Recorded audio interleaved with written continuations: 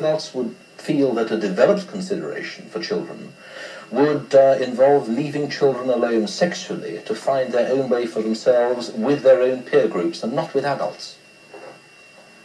Yes, I would be all in favour of children finding their own way sexually, but I think also that adults have a part to play, because children are one part of the whole society. It isn't the society where we separate children from adults.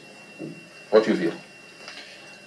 I feel that P.I.E is not a procurement agency for children, never has been and never will be. Our political objectives include developing a society where children are given a much higher status than today, where they are recognised as individuals in their own right, and this includes recognising their right to certain sexual freedoms, whilst protecting them from the kind of criminal assaults which took place in Brighton. But surely it's a question of recognising children's maturity, and how can you have an equal relationship, which is what I take a mature sexual relationship to be, between an adult and a child who is not mature in body, in mind, or personal awareness? It has to be unequal. I don't accept that this concept of maturity at all. Adults, for instance, aren't necessarily mature. It's a long process. Well, I take it for granted that no adult is probably ever mature, but nevertheless, my state of maturity, or your state of maturity, is clearly different from that of a child of 12. How can there be an equal relationship which allows of sex, which is usually a shocking experience for everybody at some time or another? How can you allow of an equal relationship between two people so unequally positioned at the starting off point? I don't accept that sex is a spontaneously shocking experience. But I'm saying, at some stage or other, there is an element of shocking sex. Not if children are properly educated about sex, and it's an obligation on society to see that children are given a far more comprehensive sexual education from a far earlier age. But in that case, they find it out, they discover this with people of their own age and in their own time. And it is the question of inequality, which I come back to, which I think you have an answer.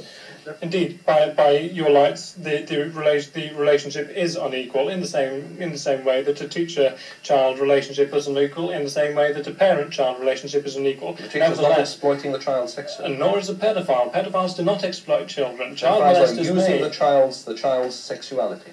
No, pedophiles do not use a child's sexuality. Pedophiles develop a mutual sexuality with the child. It's an entirely reciprocal relationship. But you can't say that because of this business of immaturity and the inequality of the relationship. Yes, but the definition of maturity is yours. We don't share it. Well, what is your definition of maturity in this context? So how can a child of 12 make a mature judgment about something like sex for the first time, which it has not the first idea about, and cannot possibly weigh the consequences of it?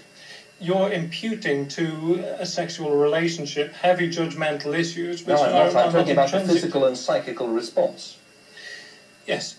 A child is able to recognise a pleasurable experience. He is able to recognise a pleasing emotional experience. He is able to express consent and to recognise that this is something he wishes to continue. And a responsible, caring paedophile it always refers to the wishes of the child.